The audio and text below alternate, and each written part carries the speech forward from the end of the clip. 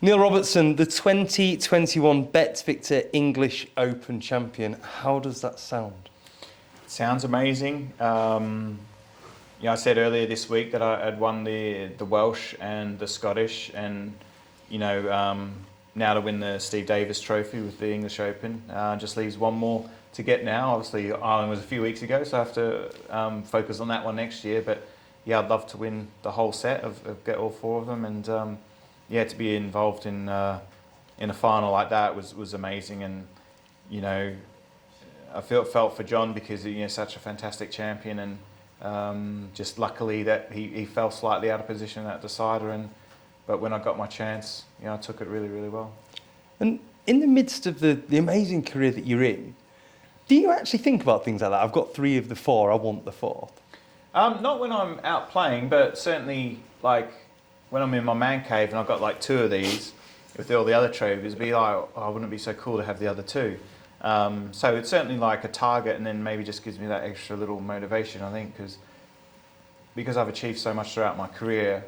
You always just got to keep kind of challenging yourself, keep sort of never kind of be complacent. You just always need little things just to motivate yourself throughout the season, or just to practice more and stuff like that, and this is one of them.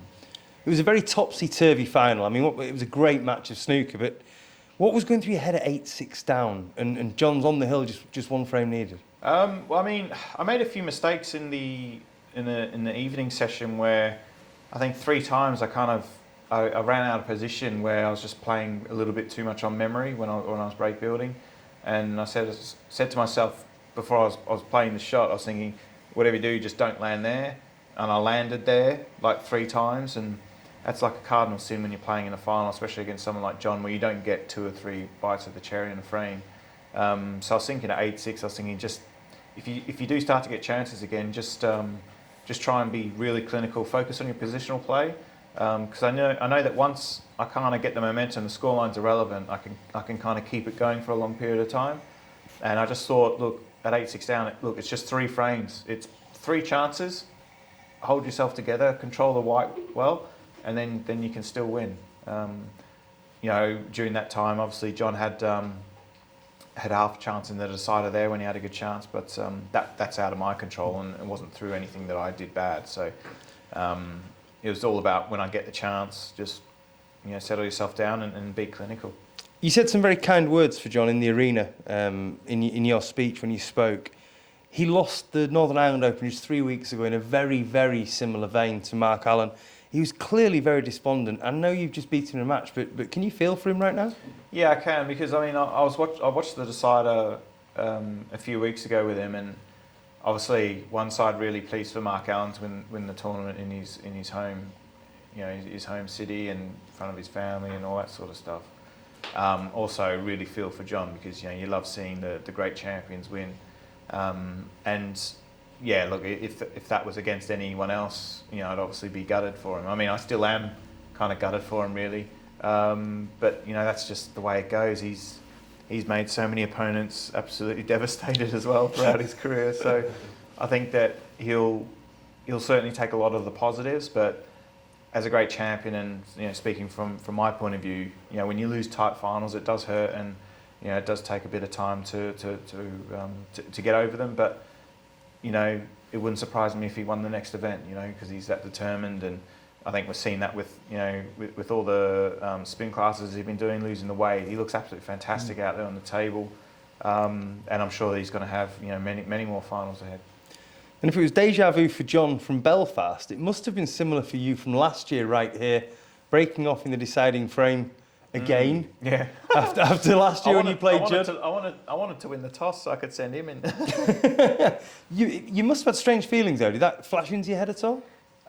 Yeah, I did. At 8-all, I thought, this is my last shot last year, so make it a good one. So this time, I still left him a long red, but it was really, really tough. It was tougher than the one I left Judd. So I felt as though I was pretty safe. And then, last year I never got a shot in the decider apart from the break-off, but this time, I got a good chance and I made it count. And you came here this week with very little tournament practice. You missed the British Open for obvious reasons. You missed Championship League. You played over in Northern Ireland. A modest performance, I think, by your very high standards. Did you see this coming with so little match practice? Yeah, because I've been playing incredibly well in practice. Like, you just speak to a couple of the people I've been playing, and I thought, wow, I'm really hitting the ball well. And all it takes is just, get through a few rounds. These tournaments with being best out of 7 are very cutthroat, so you can't really read too much into them. So what you want to do is get down to the quarter-final stage. At least they're playing a best out of 9 then, which is kind of like a proper match. And then, the length of the matches increase. And so does the crowd. Once you get down to that one table setup, or in the quarterfinal with myself and Karen, where it was one table, then you feel as though you're really part of something really, really good. And the atmosphere for the quarter, semis, and finals was absolutely amazing. Certainly was. And just touching on that crowd, we were here for so long behind closed doors with a black curtain around the table and everything else. To have that crowd there tonight, to have Alexander run up to you at the end when you got the trophy, that must have meant so much. Yeah, and the bigger picture is that's the most important thing. Is that I'm sure that there was a lot of people in that crowd tonight who probably had it really tough the last 18 months or so, and so I think that when you look at it and I was so happy to see so many people cheering and being happy and really enjoying themselves. I think when we look at that, I think that's the real thing to take away from this, is that like sport is back. And you're back introducing big crowds. You must get a great buzz out of doing that again. And so I'm just really happy for all people involved. And finally, in the last 12 months, you've won the UK Championship, the Tour Championship, you've got married, and now you've won the English Open as well. That's not a bad year, is it, Neil? Yeah, I mean, and you look at the players I've beaten those finals: Judd, Ronnie, and now John. 3 just of the greatest players ever. So, to do that is a real achievement for sure. Because those guys don't lose finals that easily, and so just plenty of positives to take, and a couple of days off now, and then get ready for the next one.